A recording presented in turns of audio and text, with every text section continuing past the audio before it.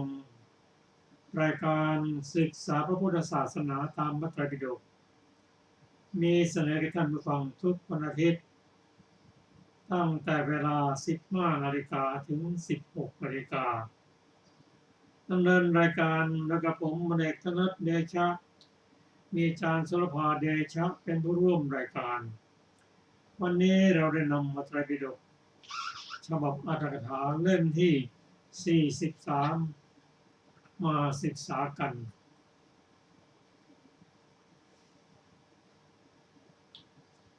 สำหรับพระสูตรที่เราจะศึกษาวันนี้คือเรื่องพราหมณ์คนใดคนหนึ่งแต่เราจะมาทบทวนกันถึงเรื่องบุตรของนายโคฆาตนั่นคือนายโคฆาตทำอาชีพฆ่าโคแล้วก็เอาเนื้อมาขายเลี้ยงดูครอบครัวเป็นเวลา55 ปีบ้านก็อยู่ใกล้วัดเอตวันแต่ไม่เคยทำทานเลยแม้แต่ข้าวทัพพีเดียวแล้วมาดูจิตของนายโคฆาตนั้นที่เขาทำอาชีพฆ่าโคนั้นต้องใช้จิตที่เป็นโทสะเกือบตลอดชีวิต แม้แต่อาหารที่กินนั้นถ้าไม่มีเนื้อโคก็ไม่ยอมกินเลยต้องมีเนื้อด้วยภรรยาและบุตรที่อยู่เป็นครอบครัวของนายโคฆาตนั้นไม่ได้สนับสนุนไม่ได้เกี่ยวข้องด้วยจิตของเขามีแต่อยากจะให้เลิกเช่นวันหนึ่งเขาฆ่าโคแล้วเหลือเนื้อล่องไว้ก้อนหนึ่งจะไปกินไปอาบน้ำกลับขึ้นมาแล้วได้เนื้อโคไปไหนล่ะโอ้ก็เพื่อนของเธอเอาไปแล้วไอ้ฉันจะกินอะไรอ่ะก็ไม่รู้จะว่ายังไงอ่ะฉันบอกว่าเพื่อนของเธอถ้าไม่มีเนื้อโคเขากินอาหารไม่ได้ก็เพื่อนของฉันมาเขาหยิบไปหน้าตาเฉยเอาละพี่ฉันต้มผักไปนั่นนะพี่กินเนี่ยไม่ยอมกินนี่แสดงว่าปัญญาไม่ได้สนับสนุนก็ลงไปด้วยจิตที่เป็นโทสะมีมีดติดมือไปเลยเข้าไปยังโรงวัวดึงลิ้นบอกออกมาให้ยาวที่สุดแล้วก็ตัดที่โคนลิ้นนั้น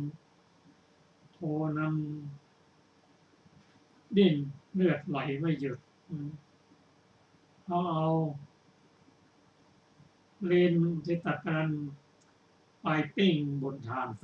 สุกๆติดๆแต่จิตที่เป็นโทสะบางครั้งก็โลภะอยากจะกินเมื่อไม่ได้ตามความต้องใจกับโทสะเกิดขึ้นมา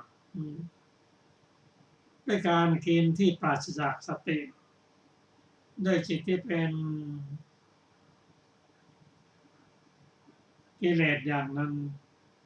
ก็ไปกัดเอาลิ้นของตนเองเข้าอันนี้บาปกรรมที่เรียกว่าทิฏฐธรรมเวทนี ยังคือเป็นกรรมที่ให้ผลในชาติปัจจุบันเขาล้มลงเลือดไหลออกจากปากคลานเหมือนวัวฉะนั้น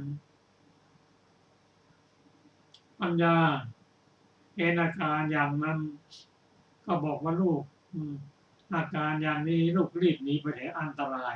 ไม่ต้องห่วงแม่ลูกก็หนีไป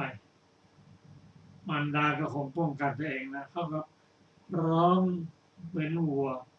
แล้วก็ตายไปในที่สุดพร้อมกับวัวตัวนั้นที่ตายไปนั้นเป็นผลของกรรมที่ทำในปัจจุบันและให้ผลในปัจจุบันคือเสียชีวิตไปอันนี้เป็นชาตินี้พอตายปุ๊บไปตกในนรกอเวจีอันนี้เป็นชาติที่สองกว่าจะออกจากนรกเป็นเวลานานก็ใช่ว่าผลกรรมจะหมดก็หาไม่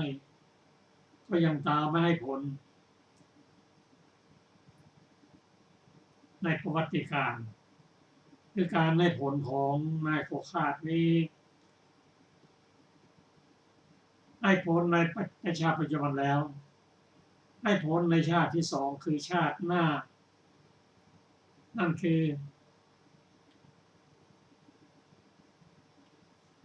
ทำไม่ไปเกิดในนรก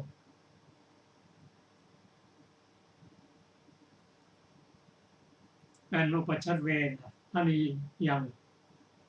ให้ผลในชาติที่สองและให้ผลในชาติต่อไปในประวัติการในรูปของการได้เห็นได้ยินได้กลิ่นได้รสโผฏฐัพพะและธรรมารมณ์อันนี้คือการให้ผลของกรรมกรรมคือการกระทำผลของการกระทำคือวิบาก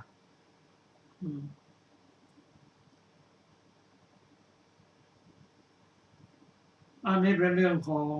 บุคคลที่ไม่ได้ทำบุญให้ทานที่นี่สมมุติว่าเขาที่แม้จะเป็นนายโคคาดแต่ก็ทำบุญเป็นบางครั้งให้กับพระอริยบุคคลผลของกรรมนั่นก็ที่เป็นบาปกรรมก็จะลดลงไปเพราะคนละขณะจิตกัน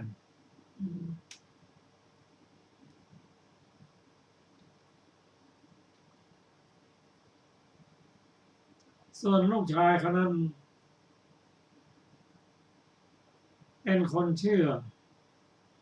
มารดาเป็นคนดีหนีไปอยู่เมืองตักกศิลาไปอยู่กับช่างทองที่มีความสามารถแล้วก็ตั้งใจฝึกหัด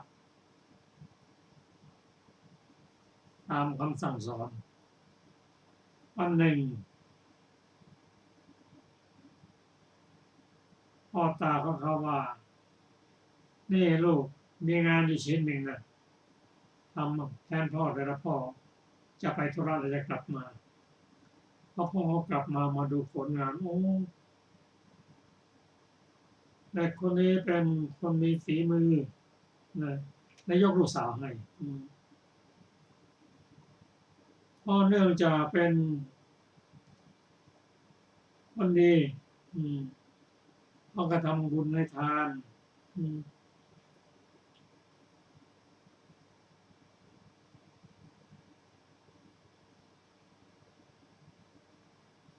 โดยเฉพาะ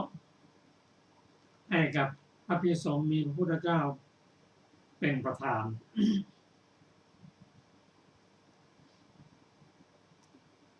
หลังจากที่อังคาดได้เคารพแล้วในเวลาเสร็จภารกิจกราบทูลพระศาสดาว่าพระเจ้าข้าพวกข้าพระองค์ถวายพัดนี้ให้เป็นชีวพัดคือพัดเพื่อมนุษย์ผู้เป็นอยู่เพื่อบิดาขอพระองค์ทรงทำอนุโมทนาแก่บิดาของข้าพระองค์แทนพระศาสดาทรงแสดงธรรมได้ตรัสเรียกบิดาของเขามาแล้วบิดาคนนี้คือพ่อตายตรัสว่าอุมาศกท่านเป็นคนแก่มีสรีระแก่งอมเช่นกับใบไม้เหลืองเสบียงทางคือกุศลเพื่อยังประโยชน์ในปรโลกของท่านไม่มีท่านจงทำที่พึงแก่ตนก่อนจงเป็นบัณฑิตอย่าเป็นมารดังนี้แล้วทรงทำอนุโมทนาและตรัสพระคาถานี้ว่า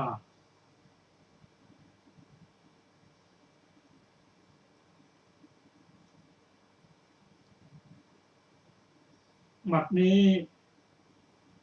ท่านเป็นดุจใบไม้เหลืองอันหนึ่งบุรุษคือพญายมคือความตายปรากฏแก่ท่านแล้วท่านตั้งอยู่ใกล้ปากแห่งความเสี่ยงอันหนึ่งแม้เสบียงเดินทางของท่านก็ยังไม่มีท่านนั้นจงทำที่พึ่งแก่ตนจงรีบพยายามทำเป็นบัณฑิตกำจัดมลทินได้แล้วไม่มีกิเลสเพียงดำเนินจากถึงอริ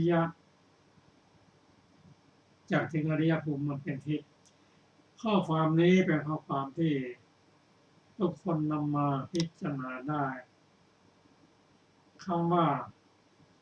ปัจจุบันท่านเป็นบุคคลดุจใบไม้เหลืองคือไม้เหลืองเนี่ยมันจะหล่นละใบไม้แก่ก็จะหลุดจากพวกเราเป็นการเตือนท่านได้ทำที่พึ่งแก่ตนเองหรือยังคือเป็นพุทธพจน์ที่เตือนไม่ให้ประมาทความจริงใบไม้เหลืองนั้นบางทีไม้อ่อนๆก็เหลืองได้ไม่แก่ก็เหลืองได้ไม่กลางก็เหลืองได้พร้อมที่จะหล่นเสบียงเดินทางคืออะไรคือบุญกุศลคือการในทานรักษาศีลเจริญจิตเจริญปัญญาอันนี้แหละเป็นเสบียงเดินทาง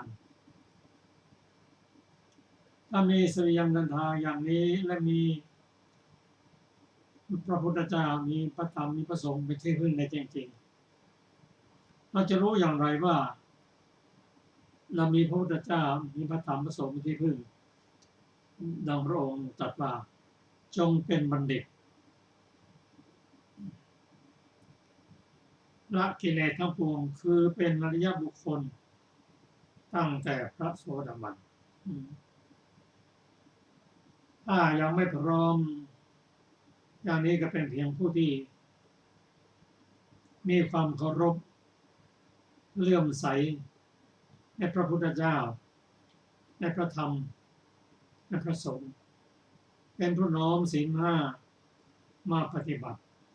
และรักษาจิตของตนก็ถือว่าเป็นที่พึ่งเดินพ้นจากอาบายในชาติหน้าในชาติต่อไปก็ไปตั้งหลักกันอีกครั้งหนึ่งอันนี้เป็นพระสูตรที่ เราได้ศึกษากันมาที่ว่าบุตรของนายโคขาดนั้นทั้งในบุตรในโคขาดและกับปัญญาเขาฟังธรรมแล้วก็ได้เป็นอริยบุคคลเช่นเดียวกันต่อไปนี้เราได้ฟังอีกสูตรหนึ่งขอเชิญอาจารย์สุรภา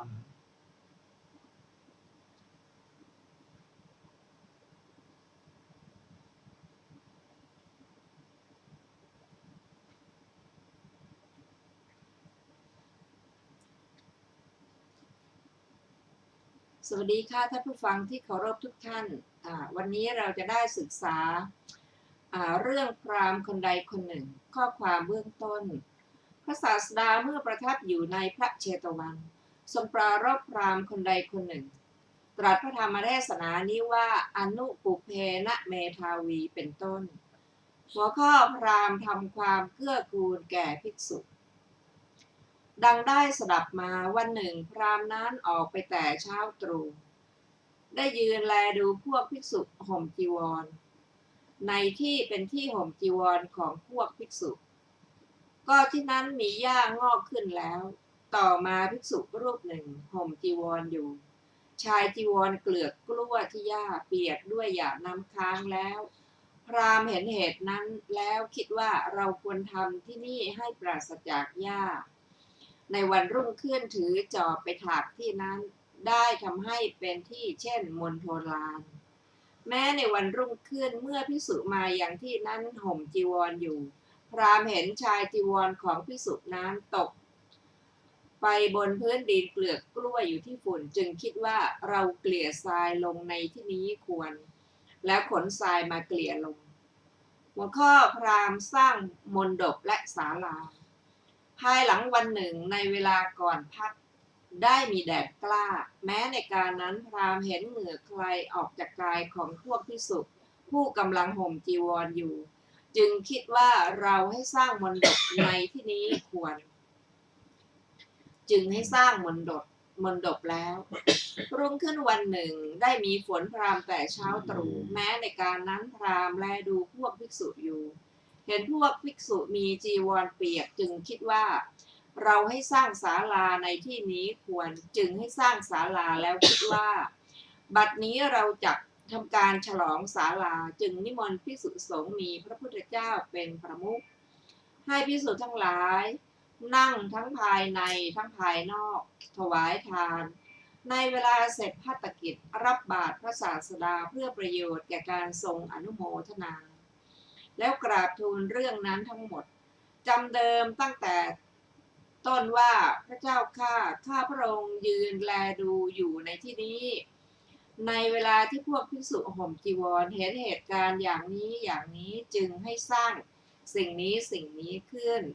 หัวข้อพระศาสดาทรงแสดงธรรม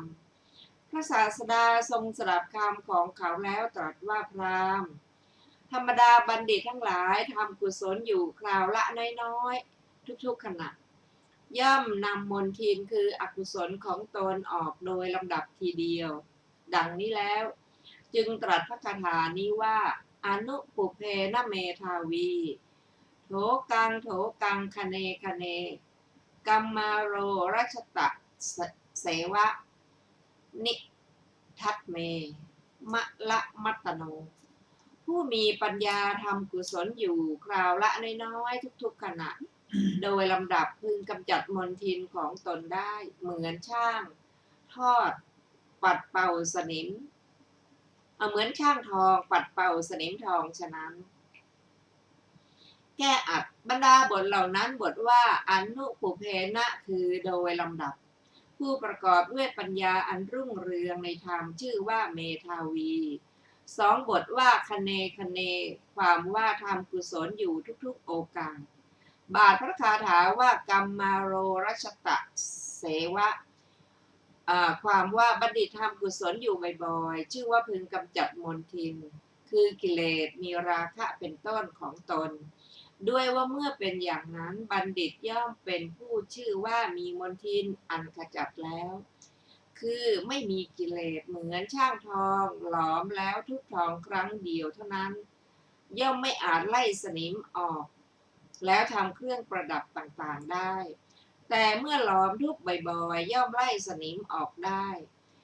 ภายหลังย่อมทำให้เป็นเครื่องประดับต่างๆหลายอย่างได้ฉะนั้นในการจบเทศนาพราหมณ์ดำรงอยู่ในโสดาปัตติผลแล้วเทศนาได้มีประโยชน์แม้แก่มหาชนแล้ว ดังนี้แลจบเรื่องพราหมณ์คนใดคนหนึ่งต่อไปจะเป็นเรื่องพระติสสะเถระ ข้อความเบื้องต้นพระศาสดาเมื่อประทับอยู่ในพระเชตวันทรงปรารภภิกษุรูปหนึ่งชื่อติสสะเถระ ตรัสพระธรรมเทศนานี้ว่าอายะสาวะมะลังสัจิตังเป็นต้นพระติสสะมอบผ้าสาดกเนื้อหยาบให้พี่สาวดังได้สดับมากุลบุตรชาวเมืองสาวัตถีคนหนึ่งได้บรรพชาอุปสมบทแล้วปรากฏชื่อว่าพระติสสะเถระ ในการต่อมาพระติสสะเถระนั้นเข้าจำพรรษาณวิหารในชนบทได้ผ้าสาดกเนื้อหยาบประมาณ8 ศอกจำพรรษาปวารณาแล้วถือผ้านั้นไปวางไว้ใกล้มือพี่สาวนั้นดำริว่าผ้าสาดกผืนนี้ไม่สมควรแก่น้องชายเราแล้วตัดผ้านั้นด้วยมีดอันคมทำให้เป็นชิ้นน้อยชิ้นใหญ่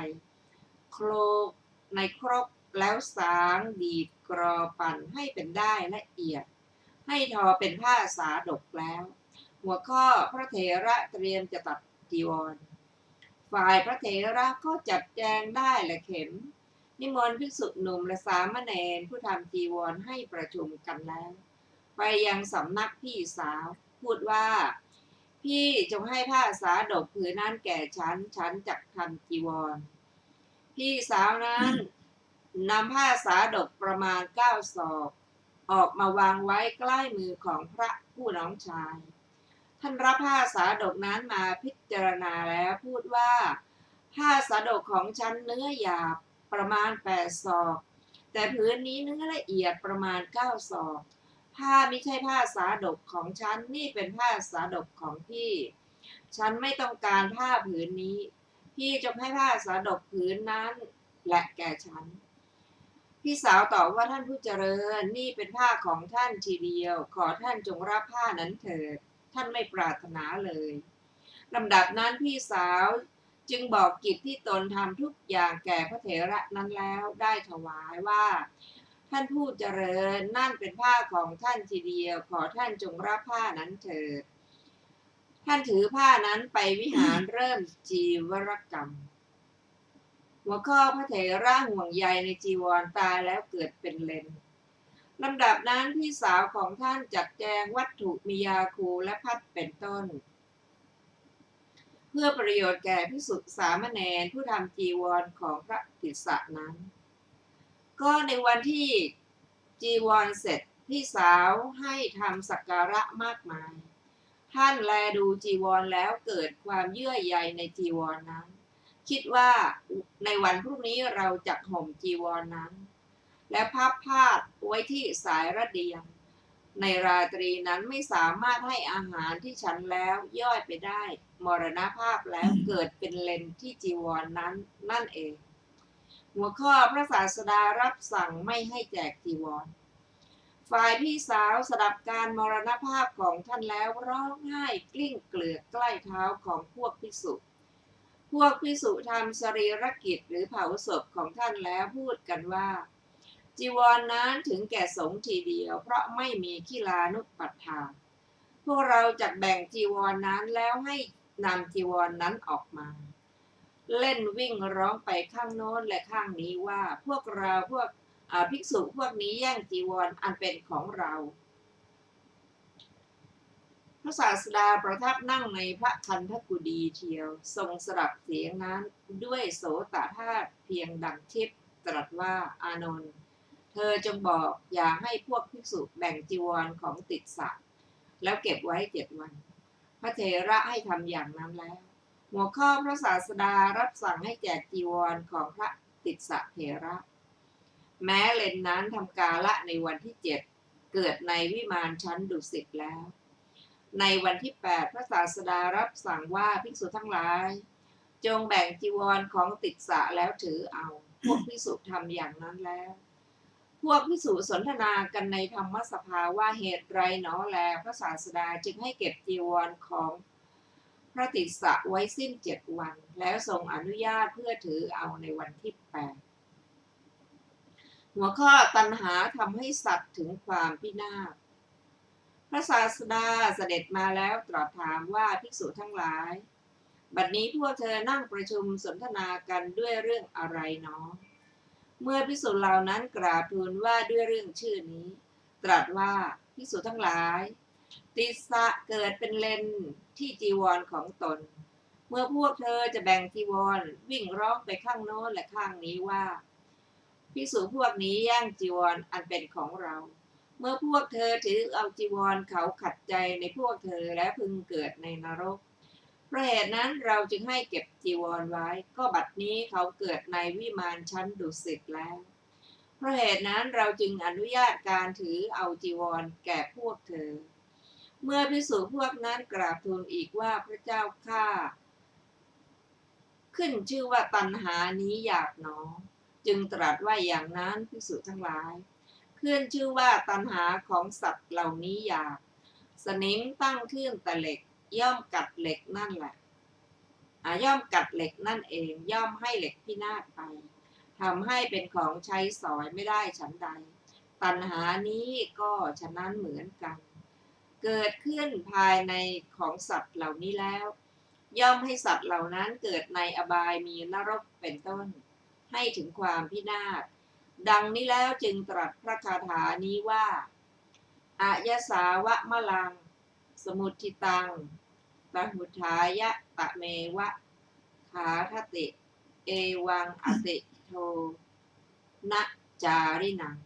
สานิกามานินะยันติทุกขติงสนิมตั้งขึ้นแต่เหล็กครั้นตั้งขึ้นแต่เหล็กแล้วย่อมกัดเหล็กนั่นเองฉันใดกรรมทั้งหลายของตนย่อมนำบุคคลผู้มักประพฤติล่วงปัญญาชื่อว่าโทนาไปสู่ทุกขติฉะนั้นแก้อัดบรรดาบทเหล่านั้นบทว่าอายสาคือแต่เหล็กบทว่าสมุทิตังคือตั้งขึ้นแล้วบทว่าตทุทายะ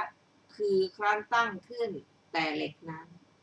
ในบทว่าอติโทนะจารินังบัณฑิตพึงทราบวินิจฉัยดังนี้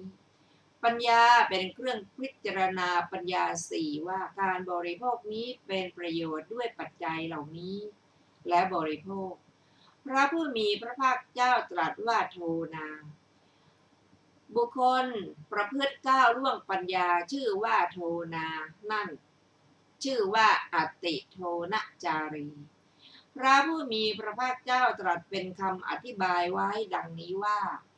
สนิมเกิดขึ้นแต่เหล็กตั้งขึ้นแต่เหล็กย่อมกัดเหล็กนั่นเองฉันใดกรรมทั้งหลายของตนคือกรรมเหล่านั้นชื่อว่าเป็นของตนนั่นแหละเพราะตั้งขึ้นในตนย่อมนำบุคคลผู้ไม่พิจารณาปัจจัย4และบริโภคชื่อว่าผู้ประพฤติก้าวล่วงปัญญาชื่อว่าโทนาไปสู่ทุกขติฉะนั้นเหมือนกันในการจบเทศนาชนเป็นอันมากบรรลุอริยผลทั้งหลายมีโสดาปัตติผลเป็นต้นดังนี้แลจบเรื่องพระติสสะเถระสำหรับพระสูตรที่เราได้ศึกษากันมา2สูตรนั้นสูตรแรกเป็นการสร้างบุญสร้างกุศลสั่งสมบุญบารมีโดยเฉพาะบุคคลผู้ทำประโยชน์ให้แก่พระอริยสงฆ์ด้วยวิธีสังเกตเช่นผู้นี้สังเกตเห็นว่าพระสงฆ์ท่านยืน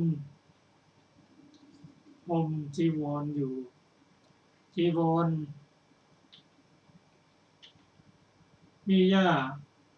รกรุงรังก็ตัดหญ้าให้ก็ต่อไปสังเกตดูว่าณที่นั้นที่ท่าน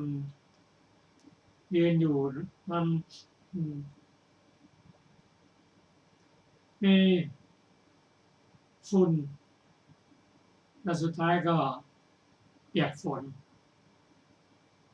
สร้างกุศลเรื่อยๆมาจนถึงการสร้างมณฑปวิศาลาให้ท่านได้อาศัยอยู่จะไม่ต้องรับความเดือดร้อนอย่างไรเพราะการสร้างสมบุญกุศลดังกล่าวมานั้นก็ทำให้ความสุขปิติเกิดขึ้นอยากจะทำกุศลเนื่องๆกันไปมันจะสร้างศาลาขึ้นเพื่อให้พระสงฆ์ได้อยู่สบายขึ้นและก็นิมนต์พระพุทธเจ้ามาฉันพระตาพร้อมฉันพระประสงค์ตรงนี้พระพุทธเจ้าเป็นประธานก็บุญกุศลนั้นทรงให้กุศลนั้นเพิ่มขึ้นและมีโอกาสได้1พบบัณฑิตคือพระพุทธเจ้า2ได้ฟังธรรมจากพระองค์3น้อมนำมาพิจารณาและแยกคายและในที่สุดก็ได้บรรลุเป็นอริยบุคคลเพราะฉะนั้นจากพระสูตรนี้เรามาเห็นว่าบุญกุศลแม้แต่เพียงเล็กน้อยนั้นไม่ควรจะดูถูกว่าทำบุญนิดเดียวให้ทานนิดเดียวแต่ทำบ่อยๆนั้นก็จะให้กุศลและบุญกุศลเพิ่มขึ้นกล่าวไว้ในสูตรอื่นว่าเหมือนน้ำที่หยาดหยดตกลงในตุ่มไม่นานตุ่มนั้นก็เต็มด้วยบุญกุศลอันนี้ก็เป็นวิธีการหนึ่งคือไม่ประมาทและไม่เห็นว่ากุศลเพียงเล็กน้อยก็ได้ทานตรงข้ามถ้าทำบาปเราจะไปดูถูกว่ามันบาปเพียงเล็กน้อยมันสั่งสมได้อันนี้เป็นพระสูตรที่1ที่เราได้ศึกษาผ่านมาพระสูตรที่2คือปฏิสัมพันธ์ที่เราศึกษานั้นเราเห็นว่าการเข้ามาบวชของท่านติสสะนั้นเรียกว่าเป็นการสืบทอดศาสนาโรงธรรมการที่บุคคลจะได้มาบวชในพุทธศาสนานั้นยากยิ่งต้องอาศัยศรัทธาก่อนแล้วเพียงอาศัยศรัทธานั้นมาบวชในพุทธศาสนาเป็นสิ่งที่ยากยิ่งซึ่งท่านติสสะนั้นก็ได้ทำแล้วก็อยากจะพอมีอย่างหนึ่งก็คือจิตของท่านคือท่านมีจิตจดจ่อในจีวรใหม่ของท่านก็เพราะความเป็นอนิจจังท่านนั้นเสียชีวิตไปก็ทำให้เราเห็นว่าความตายนั้นเป็นสิ่งที่ไม่แน่นอนซึ่งพระพุทธเจ้าได้ตรัสถามท่านอานนท์ว่าอานนท์เธอนึกถึงความตายบ่อยเพียงไรกล่าวว่าทุกวันต้องตรัสว่าต้องบ่อยกันนั้นคือทุกลมหายใจเข้าออกถ้าเราน้อมมาพิจารณาก็เป็นอย่างนั้นเพราะความตายเป็นของไม่เที่ยงเพราะความตายเป็นของเที่ยงแต่เราไม่รู้เวลาเท่านั้นเองอีกประการหนึ่งจิตที่ยึดมั่นจดจ่อกับสิ่งใดสิ่งนั้นสิ่งเหล่านี้ ปุถุชนคิดอยู่เสมอว่านั่นของเราเป็นนั่นเป็นตัวตนของเรายึดมั่นทุกสิ่งทุกอย่าง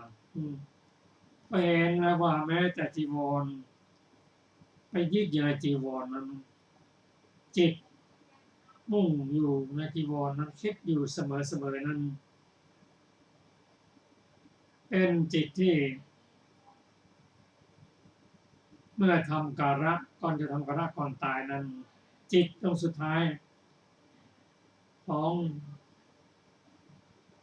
เรียกว่ามรณาสันนกรรมนั้นก่อนจะสิ้นชีวิตนั้นไปนึกถึงเรื่องใดติดอยู่เรื่องใดยึดอยู่เรื่องใดจิตก็จะเป็นอย่างนั้นก็ดูพระเถระนะติดอยู่ในจีวรพอสิ้นชีวิตแล้วพระสงฆ์ท่านจะตัดจีวรแบ่งกันไปเกิดเป็นเล่นวิ่งผ่านอยู่ในจีวรนั้นว่าภิกษุจะแย่งจีวรของเรา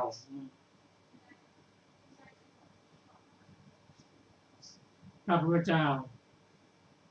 ทรงทราบด้วยทิฏฐิโสก็ได้ไปเตือน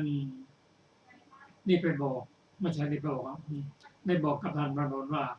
ขอให้ภิกษุอย่าพึ่งแบ่งจีวรเหล่านั้นให้ทิ้งไว้ประมาณ7 วันก่อนซึ่งพอครบ8 วันแล้วบุญกุศลที่ท่านติดสัจธรรมไว้ท่านตายจากเล่นไปเกิดในสวรรค์ชั้นดุสิตตอนนั้นเราเห็นว่าคนเราจะเกิดเป็นอะไรนั้นจะไปที่ไหนนั้นสุขติหรือทุกขติก็ตามอยู่ที่ความคิดของจิตก่อนที่จะละโลกนี้ไปเพราะฉะนั้นสิ่งที่พระองค์ได้เตือนไว้ในมันคิดถึงความตายบ่อยๆนั้นการคิดถึงความตายคือการระลึกถึงความตายตัวนี้เป็นตัวสติถ้าระลึกถึงถ้ามีสติในช่วงนี้แล้วจะทำให้จิตนั้นมีกำลังบุญกำลังกุศลเพิ่มขึ้นเพราะว่าตัวเจตสิกทั้งหลาย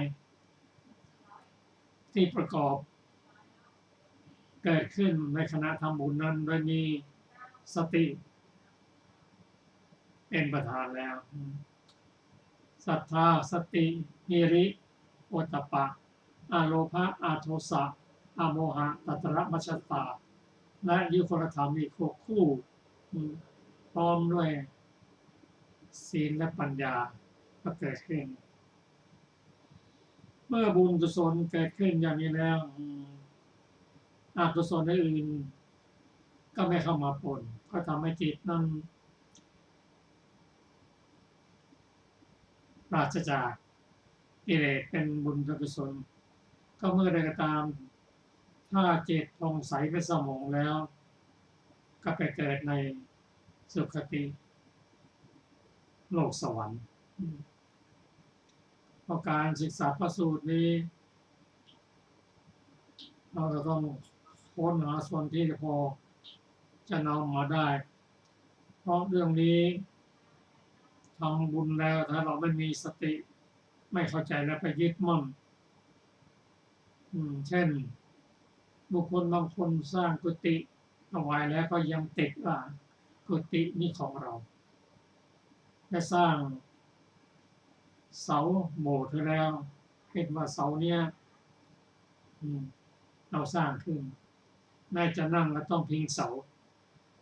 ที่สร้างขึ้นนั้นถ้าใครมานั่งพิงก็รู้สึกจะห่วงพอทำชนิดธรรมจิตถ้าคิดบ่อยๆอย่างนี้อาจจะกลายจากโลกนี้ไปจากมนุษย์ก็เป็นตุ๊กแก จริงจบก็ได้หรือแต่พระสงฆ์ท่านติสสะนั้นตายจากความเป็นสู่แล้วไปเป็นเลนอีก7 วันพอสิ้นอายุแล้วก็บุญกุศลก็ส่งให้ไปเกิดในสวรรค์ชั้นดุสิตเป็นต้นขอแชร์อาจารย์ศิลปาเล่าเรื่องต่อไปเราจะได้ศึกษาเรื่องพระโลลุทายีเถระ ก็ความเบื้องต้นพระศาสดาเมื่อประทับอยู่ในพระเชตวันทรงปรารภพระโลลุทายีเถระ ตรัสพระธรรมเทศนานี้ว่าอสัจชายะมะลามันตาเป็นต้นพระโลลุทายีอวดดีอยากแสดงธรรมดังได้สดับมาพวกอริยสาวกประมาณ5 โกฏในพระนครสาวัตถี ถวายทานในเวลาก่อนพัดแล้วในเวลาหลังพัดจึงถือวัตถุทั้งหลายมีเนยใสน้ำมันน้ำผึ้งน้ำอ้อยและผ้าเป็นต้นไปวิหารแล้วฟังธรรมกถาอยู่ในเวลาฟังธรรมแล้วเดินไปย่อมกล่าวคุณของพระสารีบุตรและพระโมคคัลลานะพระอุทายีเถระสดับถ้อยคำของอริยสาวกเหล่านั้นแล้วจึงพูดว่าพวกท่านฟังธรรมกถาของพระเถระทั้งสองนั้นยังกล่าวถึงอย่างนั้นก่อนฟังธรรมกถาของฉันแล้วจะกล่าวอย่างไรหนอแลพวกมนุษย์ฟังถ้อยคำของท่านแล้วคิดว่าพระเถระแม้นี้จักเป็นพระธรรมกถึกองค์หนึ่งพวกเราฟังธรรมกถึกของพระเถระแม้นี้ควรวันหนึ่งพวกเขาอาราธนาพระเถระว่าท่านขอรับวันนี้เป็นวันฟังธรรมของพวกกระผมถวายทานแก่พระสงฆ์และพูดว่าท่านขอรับขอท่านพึงกล่าวธรรมกถาในกลางวันเถิดฝ่ายพระเถระนั้นรับนิมนต์ของพวกมนุษย์นั้นแล้วหัวข้อพระเถระไม่สามารถแสดงธรรมได้เมื่อพวกมนุษย์นั้นมาในเวลาฟังธรรมแล้วพูดว่าท่านขอรับขอท่านจงกล่าวธรรมแก่พวกกระผมเถิดพระโลลุทายีเถระนั่งบนอาสนะแล้วจับพัดอันวิจิตรสั่นอยู่ไม่เห็นบทธรรมแม้บทหนึ่งพูดว่าฉันจักสวดสรพัญญะขอภิกษุรูปอื่นจงกล่าวธรรมกถาดังนี้แล้วก็ลงจากอาสนะมนุษย์พวกนั้นนิมนต์ภิกษุรูปอื่นให้กล่าวธรรมกถาแล้วนิมนต์พระโลลุทายีขึ้นอาสนะอีกเพื่อต้องการสวดสรพัญญะพระโลลุทายีนั้นไม่เห็นบทธรรมอะไรแม้อีกจึงพูดว่าฉันจักกล่าวในกลางคืนขอภิกษุรูปอื่นจงสวดสรพัญญะแล้วก็ลงมนุษย์พวกนั้นนิมนต์ภิกษุรูปอื่นให้สวดสรพัญญะแล้วนำพระเถระมาในกลางคืนอีกพระเถระนั้นก็ยังไม่เห็นบทธรรมอะไรแม้ในกลางคืนพูดว่าฉันจักกล่าวในเวลาใกล้รุ่งเทียวขอภิกษุรูปอื่นจงกล่าวในเวลากลางคืนแล้วก็ลงมนุษย์พวกนั้นนิมนต์ภิกษุรูปอื่นให้กล่าวแล้วในเวลาใกล้รุ่งก็นำพระเถระนั้นมาอีกพระเถระนั้นแม้ในเวลาใกล้รุ่งก็ไม่ได้เห็นบทธรรมอะไรหัวข้อพระเถระถูกมหาชนไล่ไปตกหลุมคูดมหาชนถือวัตถุทั้งหลายมีก้อนดินและท่อนไม้เป็นต้นคุกคามว่าพระอันธพาล เมื่อพวกข้าพเจ้ากล่าวสรรเสริญพระสารีบุตรและพระโมคคัลลานะท่านพูดอย่างนั้นและอย่างนั้นบัดนี้เหตุไรจึงไม่พูดดังนี้แล้วก็ติดตามพระเถระผู้หนีไปพระเถระนั้นหนีไปตกลงในเวกุดีแห่งหนึ่งมหาชนสนทนากันว่าพระโลลุทายีเมื่อถ้อยคำสรรเสริญคุณพระเถระพระสารีบุตรและพระโมคคัลลานะเป็นไปอยู่อวดอ้างประกาศความที่ตนเป็นธรรมกถึกเมื่อพวกมนุษย์ทำสักการะแล้วพูดว่าพวกกระผมจะฟังธรรมนั่งบนอาสนะถึง4 ครั้งไม่เห็นบทธรรมอะไรที่สมควรจะพึงกล่าว ถูกพวกมนุษย์ถือวัตถุทั้งหลายมีก้อนดินและท่อนไม้เป็นต้นคุกคามท่านถือตัวเท่าเทียมกับพระสารีบุตรและพระโมคคัลลานะเถระผู้เป็นเจ้าของเราไล่ให้หนีไปตกลงในเวทกุดีแล้วบุรพกรรมของพระโลลุทายีพระศาสดาเสด็จมาแล้วตรัสถามว่าภิกษุทั้งหลายบัดนี้พวกเธอนั่งประชุมกันด้วยเรื่องอะไรเมื่อพวกภิกษุกราบทูลว่าด้วยเรื่องชื่อนี้จึงตรัสว่าภิกษุทั้งหลายไม่ใช่แต่ในบัดนี้เท่านั้นแม้ในการก่อนโลลุทายีนี้ก็จมลงในหลุมคูดเหมือนกันดังนี้แล้วทรงนำอดีตนิทานมาตรัสชาดกนี้ให้พิสดารว่าสหายเรามีสี่เท้าสหายแม้ท่านก็มีสี่เท้ามาเถิดสีหะท่านจงกลับเพราะเหตุไรหนอท่านจึงกลัวแล้วหนีไปสุกรท่านเป็นผู้ไม่สะอาดมีขนเปื้อนด้วยของเน่ามีกลิ่นเหม็นฟุ้งไปถ้าท่านประสงค์ต่อสู้เราจะให้ความชนะแก่ท่านนะสหายดังนี้แล้วตรัสว่าราชสีห์ในการนั้นได้เป็นพระสารีบุตรสุกรได้เป็นโลลุทายีพระศาสดาครั้นทรงนำพระธรรมเทศนานี้มาแล้วตรัสว่าภิกษุทั้งหลายโลลุทายีเรียนธรรมมีประมาณน้อยแท้อันหนึ่งไม่ได้ทำการท่องเลยการเรียนปริยัติอย่างใดอย่างหนึ่งแล้วไม่ทำการท่องปริยัตินั้นเป็นมนทินแท้ดังนี้แล้วจึงตรัสพระคาถานี้ว่าอสัชชายมลามันตาอนุธามะนมลาครามะลังวันนัสสะโกสัจชังปมาโทรักขโตมะลังมนทั้งหลายมีอันไม่ท่องบนเป็นมนทินเรือนมีความไม่หมั่นเป็นมนทินความเกียจคร้านเป็นมนทินของผิวพรรณความประมาทเป็นมนทินของผู้รักษาแก้อัดบรรดาบทเหล่านั้นบทว่าอสัชชายมลาเป็นต้นความว่าเพราะปริยัติหรือศิลปะอย่างใดอย่างหนึ่งเมื่อบุคคลไม่ท่องไม่ประกอบเนืองย่อมเสื่อมสูญหรือไม่ปรากฏติดต่อกันฉะนั้นพระผู้มีพระภาคเจ้าจึงตรัสว่าอสัชชายมลามันตาอันหนึ่งเพราะชื่อว่าเรือนของบุคคลผู้อยู่ครองเรือนลุกขึ้นเสร็จสับแล้วไม่ทำกิจมีการซ่อมแซมเรือนที่ชำรุดเป็นต้นย่อมพินาศฉะนั้นพระผู้มีพระภาคเจ้าจึงตรัสว่าอนุฐานะมลาคราพระกายของคฤหัสถ์หรือบรรพชิตผู้ไม่ทำการชำระสรีระหรือการชำระบริขารด้วยอำนาจความเกียจคร้านย่อมมีผิวพรรณมัวหมองฉะนั้นพระผู้มีพระภาคเจ้าจึงตรัสว่ามะลังวันนัสสะ โกสัจชังอันหนึ่งเพราะเมื่อบุคคลรักษาโคอยู่หลับหรือเล่นเพลินด้วยอำนาจความประมาทโคเหล่านั้นย่อมถึงความพินาศด้วยเหตุมีวิ่งไปสู่ที่มิใช่ท่าเป็นต้นบ้างด้วยอันตรายมีพานมฤคะและโจรเป็นต้นบ้างด้วยอำนาจการก้าวลงสู่ที่ทั้งหลายมีนาข้าวสาลีเป็นต้นของชนพวกอื่นแล้วเคี้ยวกินบ้างแม้ตนเองย่อมถึงอาทยาบ้างการบริพาทบ้างก็อีกอย่างหนึ่งกิเลสทั้งหลายล่วงล้ำเข้าไปด้วยอำนาจความประมาทย่อมยังบรรพชิตผู้ไม่รักษาทวารหกให้เคลื่อนจากศาสนาฉะนั้นพระผู้มีพระภาคเจ้าจึงตรัสว่าปมาโทรักขโตมะลังอธิบายว่าก็ความประมาทนั้นชื่อว่าเป็นมลทินเพราะความประมาทเป็นที่ตั้งของมลทินด้วยการนำความพินาศมาในการจบเทศนาชนเป็นอันมากบรรลุอริยผลทั้งหลายมีโสดาปัตติผลเป็นต้นดังนี้แล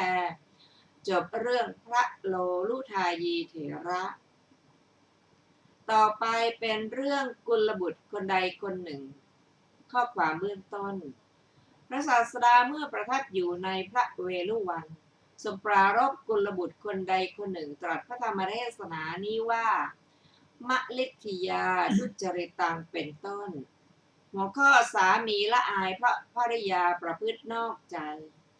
ดังได้สดับมามารดาและบิดานำกุลสตรีผู้มีชาติเสมอกันมาเพื่อกุลบุตรนั้นนางได้เป็นหญิงมักประพฤตินอกใจสามีจำเดิมแต่วันที่นำมาแล้วกุลบุตรนั้นละอายเพราะการประพฤตินอกใจของนางไม่อาจเข้าถึงความเป็นผู้เผชิญหน้าของใครได้เลิกกุศลกรรมทั้งหลายมีการบำรุงพระพุทธเจ้าเป็นต้นโดยการล่วงไป 2-3 วันเข้าไปเฝ้าพระศาสดาและถวายบังคมและนั่งหน้าที่สมควรข้างหนึ่งเมื่อพระศาสดาตรัสว่าอุบาสกเพราะเหตุไรเราจึงไม่ใคร่เห็นท่านจึงกราบทูลความนั้นว่าหัวข้อสตรีเปรียบเหมือนของห้าอย่างลำดับนั้นพระศาสดาตรัสกับกุลบุตรนั้นว่าอุบาสกแม้ในการก่อนเราก็ได้กล่าวแล้วว่าขึ้นชื่อว่าสตรีทั้งหลายเป็นเช่นกับแม่น้ำเป็นต้นบัณฑิตไม่ควรทำความโกรธในสตรีเหล่านั้นแต่ท่านจำไม่ได้เพราะความเป็นผู้อันพบปกปิดไว้อันกุลบุตรนั้นทูลอาราธนาแล้วตรัสชาดกให้พิสดารว่าธรรมดาสตรีโลกเป็นเหมือนแม่น้ำหนทางโรงดื่มสุราที่พักและบ่อน้ำเวลาย่อมไม่มีแก่สตรีเหล่านั้นดังนี้แล้วตรัสว่าอุบาสกความเป็นผู้มักประพฤตินอกใจเป็นมลทินของสตรีความตระหนี่เป็นมลทินของผู้ให้ทานอกุศลกรรมเป็นมลทินของสัตว์ทั้งหลายในโลกนี้และโลกหน้าเพราะอัตถะว่าเป็นเครื่องยังสัตว์ให้ฉิบหายแต่อวิชชาเป็นมลทินอย่างยอดยิ่งกว่ามลทินทั้งปวงดังนี้แล้วได้ทรงภาษิตพระคาถาเหล่านี้ว่ามฤทิยาทุจริตังมัชเชรังทัทะโตมะลังมะลาเวปาปกาธรรมาอัสมิงโลเกปรัมหิจะตะโตมะลามะละตรังอวิชชาปรมังมะลังเอตังมะลังปะหันตวานะนิมมะลาโหทะพิกโวความประพฤติชั่วเป็นมลทินของสตรีความตระหนี่เป็นมลทินของผู้ให้ธรรมลามกทั้งหลายเป็นมลทินแลทั้งในโลกนี้ทั้งในโลกหน้าเราจะบอกมลทินอันยิ่งกว่ามลทินนั้นอวิชชาเป็นมลทินนั่นได้แล้วย่อมเป็นผู้หมดมลทินแก้อัดความประพฤตินอกใจชื่อว่าความประพฤติชั่วในพระคาถานั้นก็แม้สามีย่อมขับไล่สตรีผู้มักประพฤตินอกใจออกไปเสียจากเรือนสตรีนั้นไปสู่สำนักของมารดาบิดาก็ถูกมารดาบิดาขับไล่ด้วยคำว่าเองไม่มีความเคารพตระกูลเราไม่อยากเห็นแม้ด้วยในตาทั้งสองสตรีนั้นหมดที่พึ่งเที่ยวไปย่อมถึงความลำบากมากเพราะเหตุนั้นพระศาสดาจึงตรัสความประพฤติชั่วของสตรีนั้นว่าเป็นมลทินบทว่าถ้าโตแปลว่าของผู้ให้ก็เมื่อบุคคลใดในเวลาไถนาคิดอยู่ว่าเมื่อนานี้สมบูรณ์แล้วเราจักถวายพัดทั้งหลายมีสลากพัดเป็นต้นเมื่อข้าวกล้าผลิตผลแล้วความตระหนี่เกิดขึ้นห้ามจิตอันสัมปยุตด้วยจาคะบุคคลนั้นเมื่อจิตสัมปยุตด้วยจาคะไม่งอกงามขึ้นได้ด้วยอำนาจความตระหนี่ย่อมไม่ได้สมบัติ3อย่างคือมนุษย์สมบัติทิพยสมบัติและนิพพานสมบัติเพราะฉะนั้นพระศาสดาจึงตรัสว่าความตระหนี่เป็นมลทินของผู้ให้แม้ในบทอื่นๆซึ่งมีรูปอย่างนี้ก็มีนัยยะเช่นนี้เหมือนกัน2บทว่าปาปกาธรรมาความว่าก็อกุศลธรรมทั้งหลายเป็นมลทินทั้งนั้นทั้งในโลกนี้ทั้งในโลกหน้าบทว่าตาโตความว่ากว่ามลทินที่ตรัสแล้วในหนหลัง